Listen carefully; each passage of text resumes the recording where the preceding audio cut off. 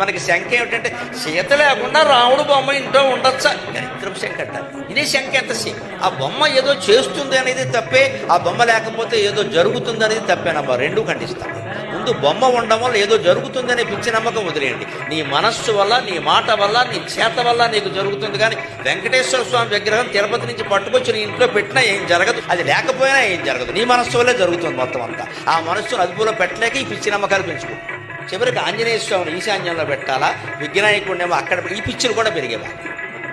ఏమంటే ఎక్కడ పెడితే నీ మనస్సు ఎక్కడ పెట్టావు, అది అవలకట్లో పెట్టావు బట్టి, అది ఇక్కడ లేదు. ఆ బొమ్మ ఎక్కడ పెట్టావు, ఈ అవన్నీ బొమ్మలే, నువ్వు ఎక్కడ పెట్టినావు ఒకటే.